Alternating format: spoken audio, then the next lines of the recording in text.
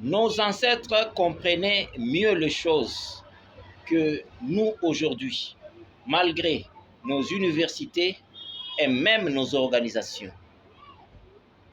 Suivez cet élément. Donc nous sommes face à un canular.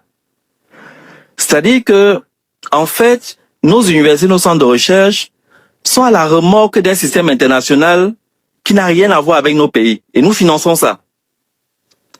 La vérité, c'est que vos parents, vous envoyez les enfants à l'université, vous êtes conscients qu'ils n'apprennent pas grand-chose d'utile. Mais vous êtes sous un chantage du diplôme. L'État, de son côté, n'a pas mis la créativité au cœur de son business model. C'est encore le modèle extraverti dont il a hérité. Et donc, du coup, sa jeunesse l'encombre. L'université fait un travail de garderie que nous finançons pour avoir la paix. Et ça, si vous prenez la santé, qui est quelque chose sur lequel nous travaillons, nous formons longuement des médecins qui, à la fin, ne savent que prescrire des molécules occidentales. Il est là, le diagnostic, c'est pour déterminer quelle molécule occidentale tu vas acheter. Les gens se forment, ils sont pharmaciens pour vendre les molécules occidentales. Toute cette médecine dite conventionnelle ne représente pas 20%. L'OMS même dit que 80% des Africains se soignent hors de cette médecine conventionnelle. Mais tous nos budgets, c'est sous cette médecine conventionnelle qui est en fait juste une courroie entre l'industrie occidentale et les malades. Donc, où est-ce qu'on se retrouve dans tout ça? Pourtant, on a un potentiel. Tous les médicaments se font à partir des plantes. On a une biodiversité extraordinaire. On doit pouvoir faire nos médicaments. On doit pouvoir construire nos intrants de santé. Qui peut faire la couverture maladie universelle en important tout? Ce n'est pas possible. Nos plantes ont des vertus et on le sait. On dit qu'il faut transformer localement. On prend le cas du bois, par exemple.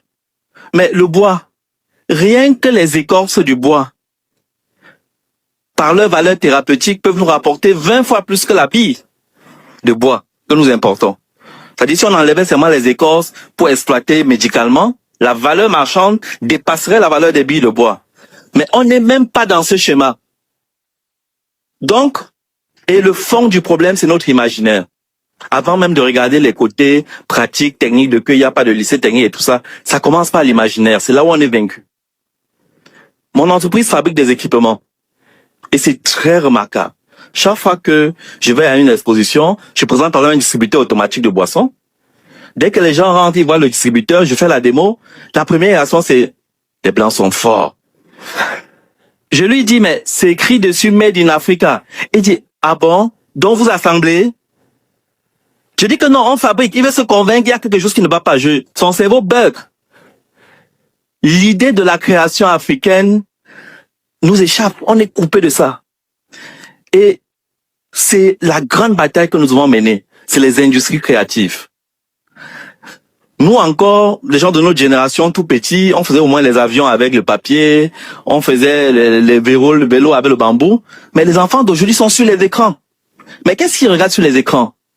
Si nous envahissons pas cet espace pour qu'ils regardent quelque chose qui leur dit que toutes les sciences viennent de l'Afrique, pour qu'ils regardent quelque chose qui les valorise, ben, ils vont toujours rester dans ce complexe. D'abord, ils vont pas consommer local et on est mort. Ils vont pas pouvoir innover parce qu'ils sont pas dans ce schéma. Donc, on est bloqué à la racine. Les industries créatives, c'est l'enjeu terrible. Et ça se fait avec le numérique. Et le numérique, alors, c'est la mère des batailles. Le numérique nous déverse un rouleau compresseur de technologies disruptives. Si nous restons passifs dans le numérique, mais les gens vont nous programmer. C'est-à-dire qu'on va devenir des esclaves consentants. Parce qu'ils nous touchent dans les aspects cognitifs. Donc, c'est vrai qu'on a un petit retard. Internet n'est pas disponible partout. Mais nous allons vite. Il y a de l'espoir. Et notre population est jeune. Donc, le numérique peut devenir une arme puissante. Nous ne devons pas louper le coche du numérique. J'invite vraiment nos États, c'est ce que nous faisons à la Commission, à gagner au moins la bataille du numérique. Et puis s'interroger sur l'outil lui-même, l'université, et puis le cadre réglementaire. Le système est bâti pour que nous ne fabriquions rien.